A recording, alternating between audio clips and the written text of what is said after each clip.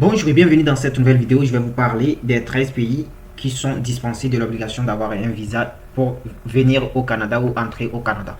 Alors donc, il y a eu des mises à jour depuis le 6 juin 2023, donc je vous dis toujours de vérifier l'IRCC. Donc vraiment, c'est un site où l'immigration met des updates dans des mises à jour sur des articles, soit sur la loi d'immigration. Donc toujours, il y a des nouveautés et vraiment des avantages pour les voyageurs et pour l'État canadien, soit le Canada. Les 13 nouveaux pays maintenant dispensés de l'obligation de visa pour entrer au Canada. Dans les gares, il y a une liste de 13 pays qui ont été déclarés.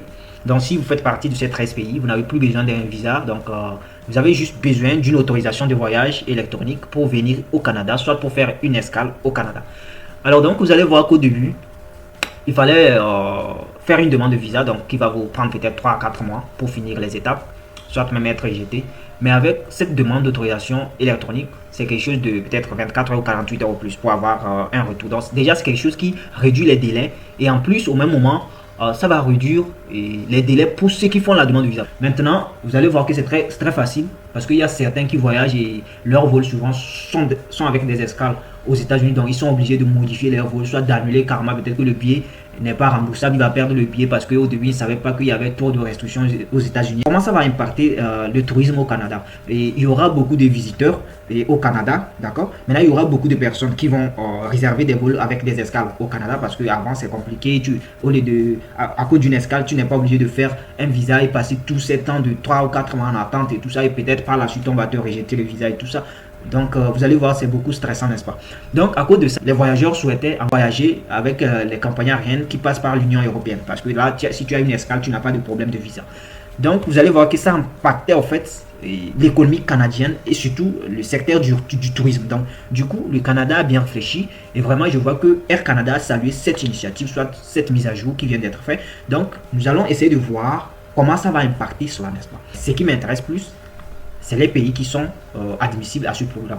Donc, félicitations pour les Antigua et Babou. Je ne sais même pas c'est quel pays, on va essayer de voir.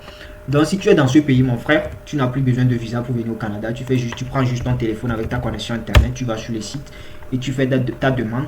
Je crois que c'est contre une Colombie, une Caribien. Bon, je ne sais même pas, hein, les gars. Je ne sais même pas c'est quel pays. On va aller sur le map. En tout cas, moi, je veux juste savoir c'est quel pays. Hein, donc, essayez de me comprendre. Je sais que ça prend du temps et tout ça, mais moi, je veux savoir. Parce qu'après, j'aurai pas le temps de vérifier tout ça.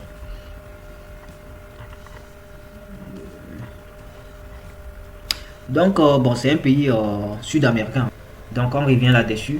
On va voir, il y a l'Argentine, le Costa Rica, Maroc. Alors, les gars marocains, vous n'avez plus besoin de visa. Hein. Moi, je vois que le Maroc, c'est très bien parce qu'il y a beaucoup de Marocains qui viennent au Canada et vraiment, c'est embêtant, n'est-ce pas? Il y a le Panama, Philippines, 5.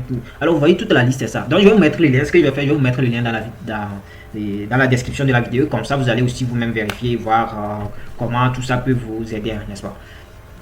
Malheureusement, il n'y a pas assez de pays africains. C'est seulement un seul pays africain que je vois dans cette liste. Les gars, si vous voyagez d'ici 6 mois, vous n'avez plus besoin de vous stresser. Vous allez juste faire la demande d'autorisation de voyage électronique, n'est-ce pas? Donc, c'est très simple. Donc, vous allez voir les citations. Donc, comment... voilà. Moi, ce qui me plaît, c'est la citation de Air Canada. On dit quoi? Air Canada s'est réjoui de l'annonce faite aujourd'hui de mettre en place un processus plus convivial pour les voyageurs en vue d'obtenir l'autorisation de voyage au Canada et de prendre des vols de correspondance en passant par la plaque tournante mondiale d'Air Canada. Donc, qu'est-ce que cela veut dire? Donc, une correspondance, c'est une escale, n'est-ce pas? Donc, et avant, tu ne pouvais pas faire les escales aux États-Unis. Bon, c'est pas que tu pouvais au Canada, excusez-moi. C'est pas que tu pouvais pas faire des escales, mais pour faire une escale, il faut demander un visa, n'est-ce pas?